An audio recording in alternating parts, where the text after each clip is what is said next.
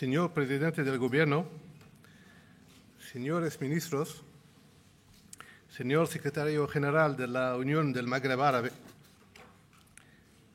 señor Alcalde, Secretario de Asuntos Exteriores de la Generalitat, señores y señoras presidentes de las asociaciones patronales, señores embajadores, señoras y señores.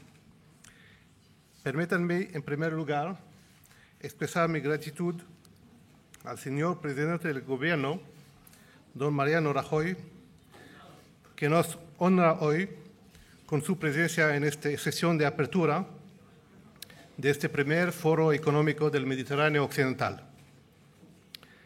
A pesar de una agenda nacional e internacional extremadamente cargada, el señor presidente ha decidido venir hoy a inaugurar este foro. Ello demuestra la gran importancia que le da al refuerzo de las relaciones del conjunto de los países del Mediterráneo Occidental, todo ello dentro de una estrategia mediterránea global. Quisiera además aprovechar esta ocasión para homenajear a España por su papel como actor mediterráneo comprometido y agradecer al gobierno español el apoyo que recibimos en esta magnífica ciudad de Barcelona, que también nos acoge. Fue aquí, en noviembre de 1995, donde se lanzó el proceso de Barcelona. Y es aquí donde se desarrollan hoy las acciones del Secretariado de la Unión por el Mediterráneo. Je suis donc particulièrement heureux de vous accueillir ici au siège de l'Union pour la Méditerranée pour une réunion d'une importance particulière. Le secrétaire général de Barcelone et nos partenaires IEMED et Casa Mediterráneo avons été mandatés par les chefs d'État et de gouvernement du dialogue 5+5 réuni à Malte en 2012 pour organiser ce forum économique sous la coprésidence du Portugal et de la Mauritanie, à qui je voudrais exprimer ici toute ma gratitude et ma reconnaissance. Mes remerciements vont également, si vous me le permettez, Monsieur le Ministre, à mon ami Monsieur Paulo Portas, aujourd'hui vice-premier ministre au Portugal, et avec qui nous avons pris l'initiative de ce forum il y a quelques mois. Je suis heureux de constater aujourd'hui que les délégations des 10 pays sont représentées à très haut niveau. Cette forte participation témoigne de la volonté des pays de la Méditerranée occidentale de prendre toute la mesure des nombreux acquis et atouts dont ils disposent, mais également des enjeux et des défis qui se posent à la région pour plus de croissance, plus de développement et plus de stabilité.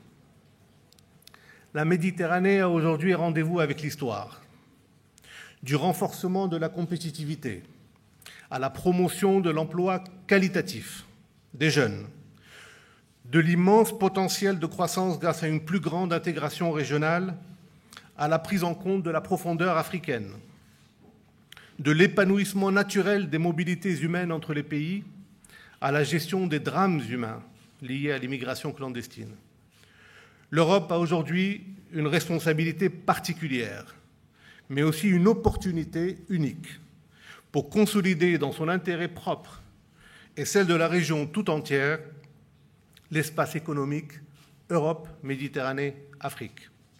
C'est conscient de l'importance de ces enjeux et de la nécessité d'être dans une logique d'action et d'initiative, que l'Union pour la Méditerranée connaît aujourd'hui une impulsion nouvelle basée sur l'ambition d'une Méditerranée des projets.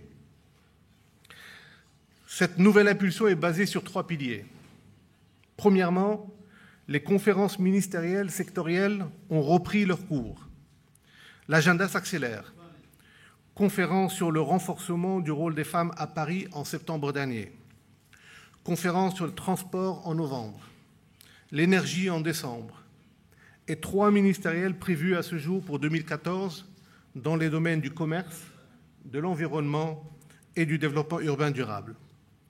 Et je note surtout la forte volonté de faire de ces conférences de véritables dynamiques de travail avec des actions concrètes. Ainsi, à titre d'illustration, la conférence de Paris sur le renforcement du rôle des femmes a débouché sur la décision d'organiser ici à Barcelone en mars 2014 une réunion dédiée à la mise en œuvre et au financement de projets, durant laquelle je formule le souhait de voir de nombreuses initiatives proposées par les 5+5. Deuxième pilier, l'opérationnalisation des décisions par le secrétariat à travers précisément le développement des projets. Ces projets ont à la fois une dimension structurante, notamment dans le domaine des transports, de l'énergie, de l'eau, de l'environnement, et une dimension humaine, avec des priorités accordées aux PME, à l'emploi, à la jeunesse et au rôle des femmes dans la société. Plusieurs projets importants ont été financés et mis en œuvre en 2013. Ces projets sont tous développés sur la base d'une méthodologie qui se veut pragmatique et graduelle, celle des géométries variables. Troisième et dernier pilier, le secrétariat général est aujourd'hui une plateforme institutionnelle de travail pour renforcer les synergies, la coordination, les complémentarités.